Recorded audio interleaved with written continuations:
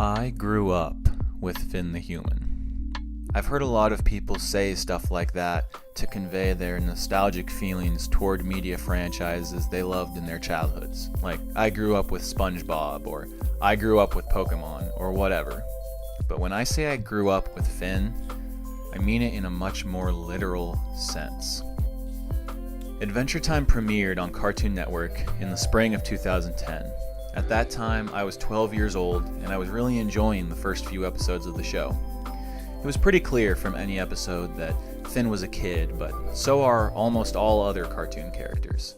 So when I saw the episode Tree Trunks, and Jake delivered one of his best early lines, "Yeah, Finn can handle it. He's 12. I kind of thought, hey, Finn is the same age I am. But it didn't really matter that much to me. I mean, there were always cartoon characters that were seemingly the same age as me. The magic of Finn's age didn't begin to sink in until May 2nd, 2011. On this day, the episode Mortal Recoil established the fact that, at that point, about 1 year after Tree Trunks first aired, Finn was 13 years old. So was I. You can probably follow where this is going from here. Finn was solidified as a character that I could relate to on a level apart from anything I had ever seen because he was growing. I think the writers were very intentional with him being Finn the Human because he seemed to actually be human. When Finn had a crush on an older girl who was way out of his league, I could relate.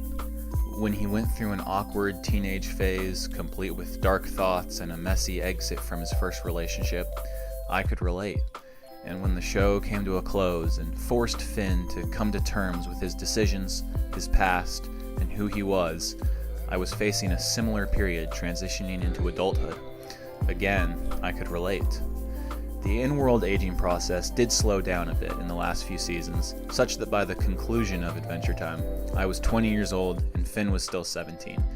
But regardless of the number, the writers made it very clear that Finn had started his adventures as a naive child and had now reached the point of a growing young man. I had gone through the same exact process in that same time period. In so many ways, Finn was me, and that made him completely different. Other cartoon characters don't age. Ash Ketchum has been 10 for over 20 years, and for all intents and purposes, Charlie Brown has been in elementary school since the 50s. But Finn went on a journey that the audience could go on with him. They could grow together. I think for a lot of people, myself included, entertainment can be a form of escapism. Cartoons, movies, books, video games, we enjoy feeling enveloped in a different world where we don't have to worry about our own lives. But I've found it becomes very interesting when the escape begins to mirror your reality.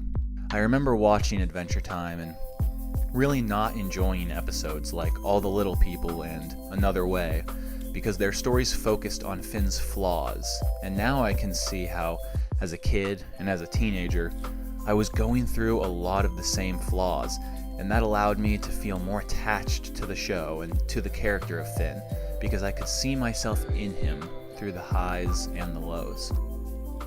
In the end, Finn's story concludes not with him getting the girl, not with him saving the day, but with him just being along for the ride and actually losing a lot during the finale.